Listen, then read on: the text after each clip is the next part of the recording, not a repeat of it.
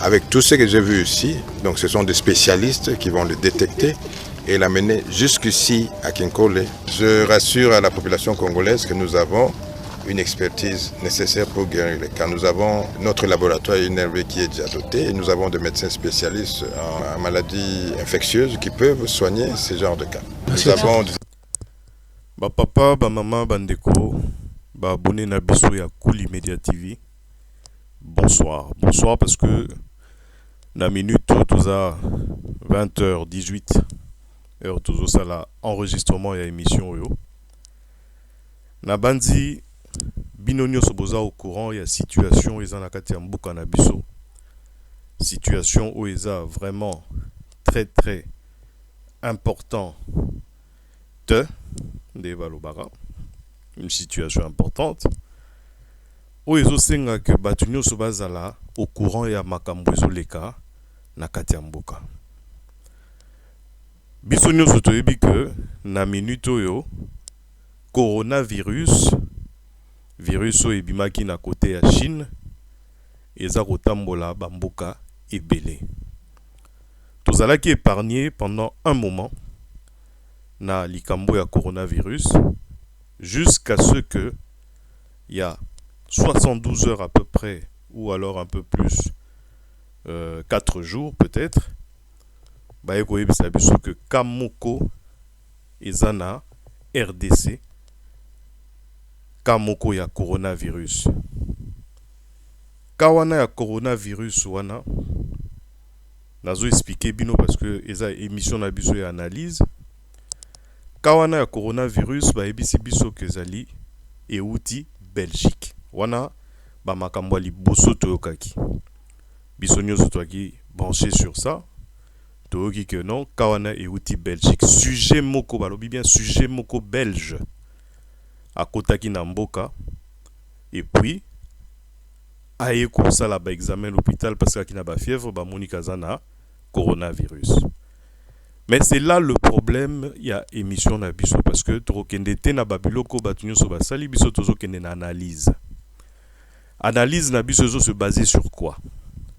Ba incohérence eza ebele. To banda na incohérence ali biso ndenge na uti kolakisa bido bomoni muto bomoni wana ezali ministre na biso ya santé. Na ebandeli ya makambo ya coronavirus to monaki na aéroport ya Njili. Azako lakisa biso installation oyo basali na aéroport Anjili pour éventuellement ko passer passager oyo ba outi na ba pays à risque ba leka devant ba comptoir na bango ya contrôle pour ba meka ko détecter soki mutaza na fièvre to mutaza na toux to mutaza na moi ba problème respiratoire parce que ce sont à peu près les trois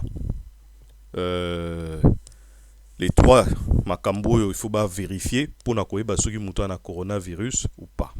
On a ndenge ya visuel boy. Après nde sengaka il faut senga ba analyse moko approfondie, il faut que l'hôpital, il faut boy. Nazo que moi moulayi na oza moi bref parce que ba incohérence eko bandana ka oyo biso to uti koyoka ya entrée la matière ba ebisi biso que sujet moko belge azana kati ya mboka na maladie wana ya coronavirus. Boyoki bino moko ministre ya santé ninga lobi na sujet na ye alobi au cas où wana ezalaki na tangu nanu maladie ekotaki talobi tozana ba installation tosusu sali na Kinkole ba installation na ezana matos nyoso. Matos ça veut dire ba machine ba matériel nyoso toza prêt et paré na ba éventualité nyoso ya coronavirus. Ba calmer cette population, ba ebisi population que baza en sécurité. Makamunyo c'est ça na maboko ya gouvernement na plus précisément ministère ya santé. Mais les lots mona nini? Les lots mona ba belge soki boyebite ba tinda ki message pour na koloba oh mais toyoki que to na kamoko ya sujet moko belge aza kuna na Kisasa azana coronavirus bopesa biso ye tosala ye banalise. Ah, basutuki. Eh, mais makambo ekomi ndongo, balingi bayeba sujet yango. Bon, non, Belge, pardon, bovanda moi kimia.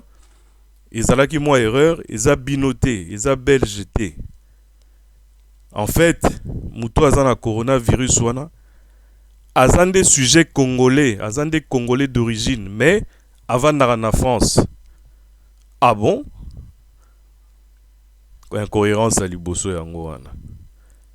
Donc eza sous belge te et commis sujet moko congolais avant na France. D'accord, ok. Siko botala élément na otela bino pour Bolanda suite à makambo ndenge ezali. Merci.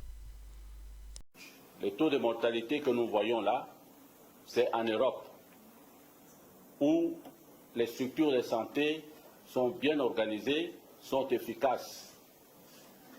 Mais si ce virus vient chez nous, en Afrique en général et en RDC en particulier, où le système de santé est très faible, où les hôpitaux sont mal équipés pour réanimer la malade, parce que les problèmes que nous aurons, ce sont des problèmes respiratoires. Il faut réanimer. Et ça, la plupart de nos hôpitaux n'ont pas cette capacité. Nos hôpitaux n'ont pas les désinfectants nécessaires pour protéger le personnel soignant. Une fois que le personnel soignant commence à tomber malade, ce sera la panique. Or, en ce moment, il faudra réquisitionner tout le monde. Tous les infirmiers, tous les médecins seront réquisitionnés parce qu'il y aura un afflux de malades très important. Donc, avec le coronavirus, nous aurons certainement des taux de mortalité qui vont avoisiner les 10%. 10%. Et il y aura certainement un taux d'infection du personnel médical assez effrayant qui pourrait donc provoquer la fuite du personnel médical, n'est-ce pas, dans les hôpitaux. Voilà. Donc, Bouti Kolanda, Oyo Bouti Komona na Otiko Tchelabino, c'est le professeur, l'éminent professeur Mouyembe, docteur Mouyembe, professeur Mouyembe, il y a campus. Yem Taoto soit prix Nobel na Japon pour na Ebola. Yem Taoto Silisa, maladie à Ebola na RDC. Yem ta trouvé traitement ya Ebola. C'est le docteur Mouyembe. Boyoki makambo alobi yemoko que tozana équipement mokoté. Contrairement à ce que le ministre dit, oyo ekoki ko assurer santé à bateau contre virus corona wana. Déjà na poto place ba équipement ezali ba taux de mortalité za makasi. Mais biso na RDC place bazo tia munoko ministre de santé aye avandi ko fungola munoko na ya koloba que non toza paré na ba éventualité nyonso. Toza ta na eloko moko te oyo ekoki ko sauver ba congolais soki coronavirus ekoti wana. Boyoki bino moko ke soki équipe médicale ya pamba eza contaminé ba misusu ba kobanda mbangu ona ba bandate batiki na ba combinaison na ba biloko nyonso ba pesa bango ya lokuta wana ba masque moko ya pamba contre virus wana. Tout le monde na poto que mutu so azui maladie wana combinaison ya pamba o bazo tia po ba ya kozwela ye eza suka ne loko ne ba astronaute. Mais nazola kisabino o ya biso ba combinaison ozomona mutu aza soi-disant expert na makambo ya coronavirus malati mapapa batata ba mama ndeko bolimbisanga alati mapapa. L'OMS, qui est l'Organisation mondiale de la santé, a outil qu'on diffusé le 11 Oyo, donc c'est-à-dire l'élo, a diffusé na internet pour nous ça justement que na RDC attaque mon côté ya coronavirus ezakuna.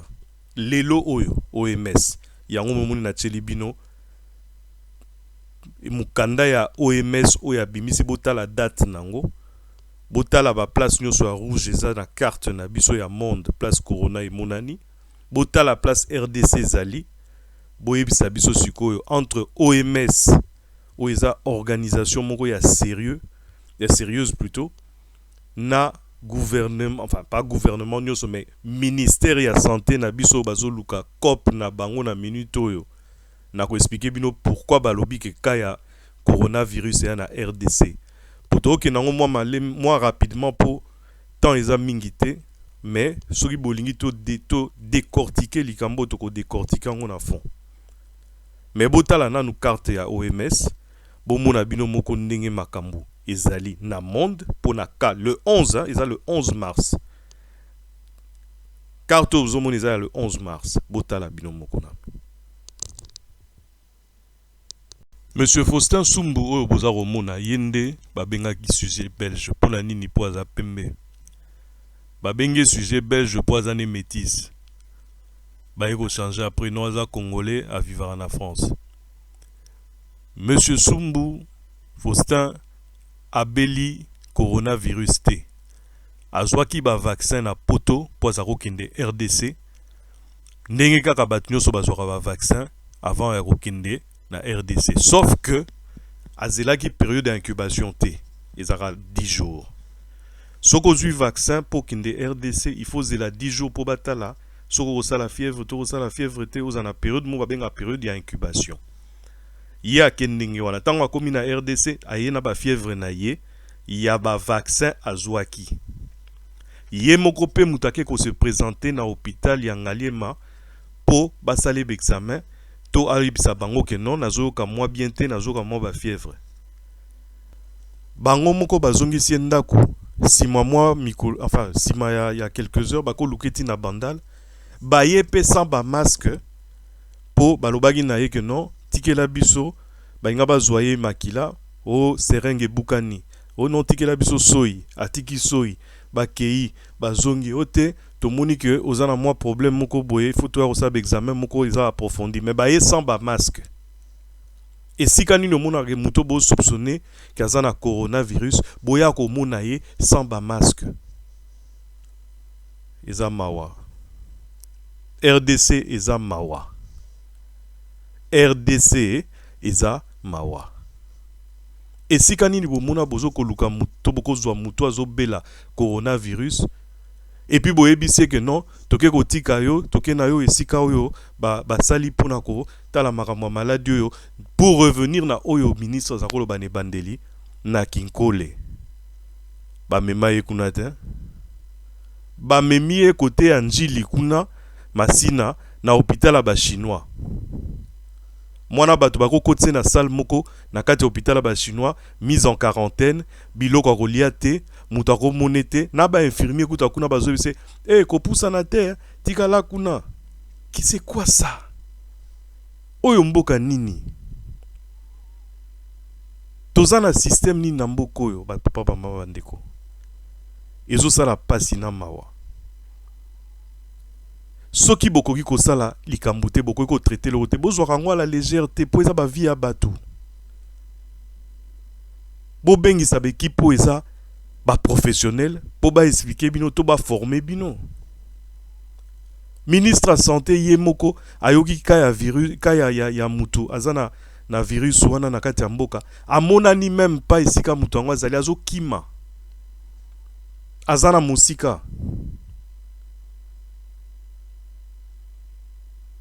ezalaki moi émission ya muke pona kolakisa bino que makambo nyonso bazo sala na RDC eza COP na bango po buto koma na esika oyo tozo koma sikoyo botala dépêche oyo ebimaki oyo bazoloba pourquoi RDC koti na kati ya COP oyo boyoka botanga plutôt